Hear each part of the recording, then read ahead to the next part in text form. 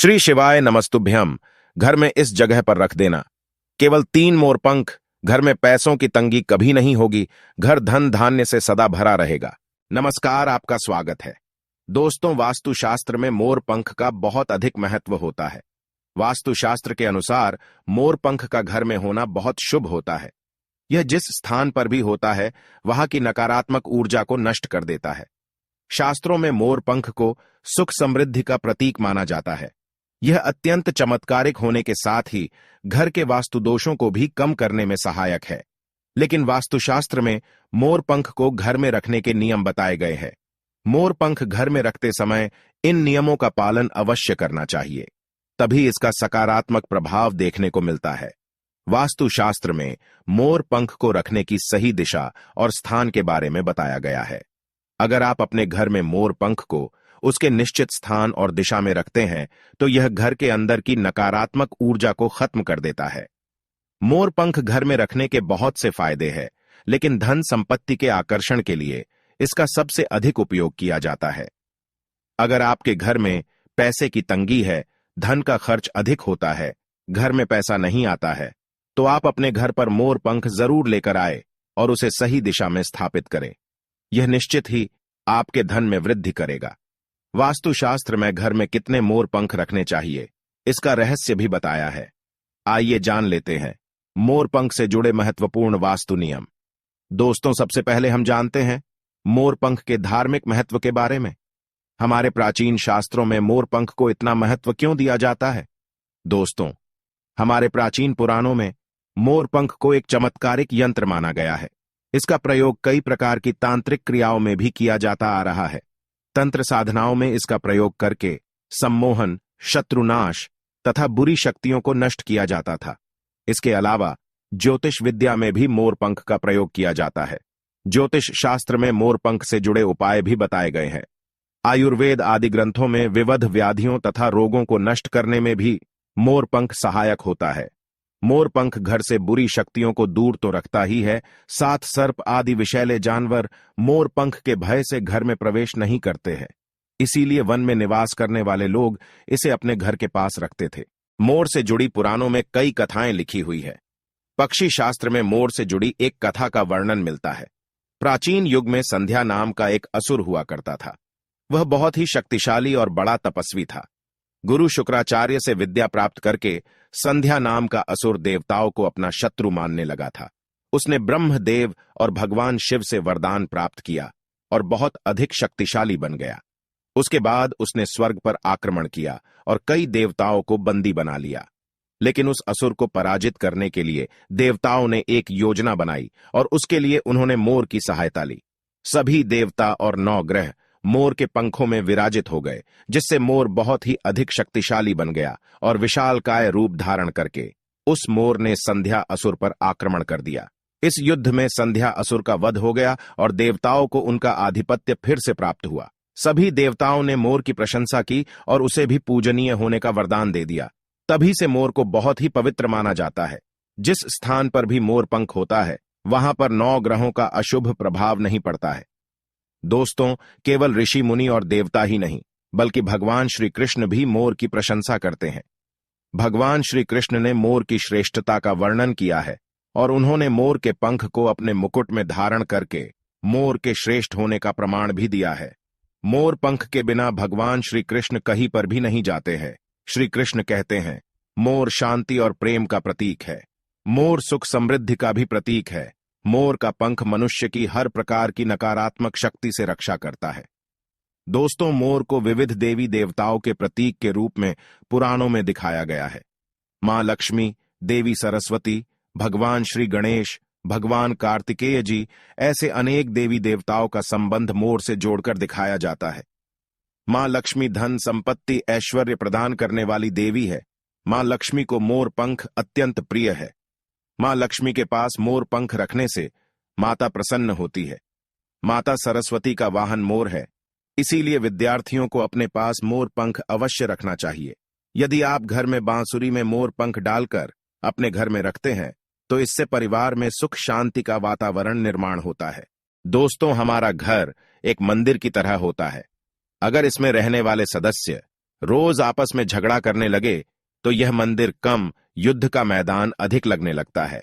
घर में क्लेश और झगड़े होने के कई कारण हो सकते हैं, लेकिन सबसे बड़ा कारण होता है घर में नकारात्मक ऊर्जा का प्रवेश करना। लेकिन हमारे घर में यह नकारात्मक ऊर्जा आखिर कहां से प्रवेश करती है और इस नकारात्मक ऊर्जा को दूर करने के लिए कौन से उपाय करने चाहिए? वास्तुशास्त्र के अनुसार प्रत्येक घर में नकारात्मक ऊर्जा फैलाने वाली चीजें मौजूद होती है। इन वस्तुओं के बिना हमारा घर चल नहीं पाता है। इन वस्तुओं को तो हम घर से बाहर नहीं निकाल सकते हैं, लेकिन उस नकारात्मक ऊर्जा को अवश्य बाहर निकाल सकते हैं। इसके लिए हमें मोर पंख का प्रयोग करना चाहिए। आप मोर पंख ले और उसे अपने घर के मुख्य द्वार के पास हवा में जोर जोर से हिलाए। इससे आपके घर के अंदर की नकारात्मक ऊर्जा आपके घर से बाहर चली जाएगी। अगर आप रोज सुबह ऐसा करते हैं तो आपके घर के अंदर की संपूर्ण नकारात्मक ऊर्जा धीरे धीरे समाप्त हो जाएगी और आपके घर में सकारात्मक वातावरण का निर्माण होगा। इसी बात को ध्यान रखते हुए आज हम आपको बताएंगे कि घर में वो कौन सी 3 जगह है जहां पर आपको मोर पंख जरूर रखना चाहिए, और इन जगहों पर अगर आप मोर पंख रख देते हैं तो आपके घर में भी सबसे अधिक सकारात्मक ऊर्जा बनी रहेंगी।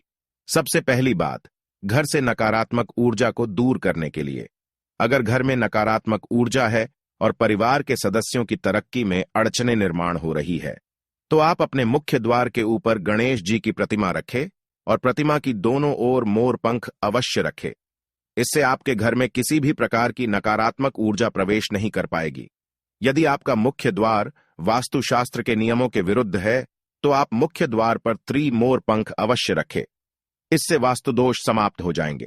दूसरी बात, ग्रहों के दुष्प्रभाव से बचने के लिए अगर घर के सदस्यों पर ग्रहों का दुष्प्रभाव है अथवा ग्रहों की स्थिति खराब चल रही है तो मोर पंख ले और उस पर गंगा जल अथवा शुद्ध जल का छिड़काव करे।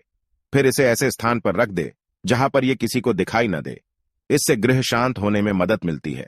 तीसरी बात, बुरी नजर से बचने के लिए अगर घर के किसी सदस्य अथवा बालक को बुरी नजर लगी है या उस पर किसी की बुरी नजर का प्रभाव पड़ा है तो सोते समय उस व्यक्ति के तकिए के नीचे मोर पंख रखे और दूसरे दिन इसे किसी बहते जल में अथवा कुएं में डाल दे। इससे बुरी नजर उतर जाती है। चौथी बात, पढ़ाई में मन नहीं लगता है। अगर घर के विद्यार्थियों का पढ़ाई में मन नहीं लगता है, उनकी याददाश्त कमजोर है, पढ़ाई करते समय बार बार नींद आती है, तो विद्यार्थियों को मां सरस्वती के सामने मोर पंख रखकर दूसरे दिन उस मोर पंख को अपनी किताबों में रखना चाहिए। इससे विद्यार्थियों में एकाग्रता बढ़ेगी और मां सरस्वती की कृपा बनी रहेगी। 5वां उपाय, दुष्ट शत्रुओं से छुटकारा पाने के लिए अगर कोई शत्रु जानबूझकर आपको परेशान कर रहा है और बार बार आपको नुकसान पहुंचाने का प्रयास करता है तो मंगलवार के दिन हनुमान जी की मस्तक का सिंदूर मोर पंख पर लगाए और सुबह के समय बिना नहाए ही इसे बहते हुए जल प्रवाह में अथवा कुएं में डाल दे। इससे शत्रुओं से छुटकारा मिलता है।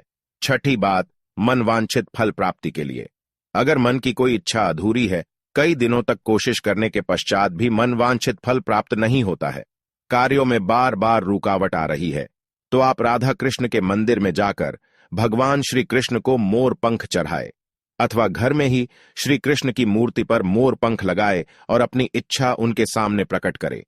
7वीं बात, अगर पति पत्नी के बीच तनाव हो, अगर घर के अंदर क्लेश है, पति पत्नी के बीच बार बार झगड़े होते हैं, आपसी प्रेम कम होने लगा है, तो उनके बेडरूम में दक्षिण पूर्व की दिशा में मोर पंख रख देना चाहिए।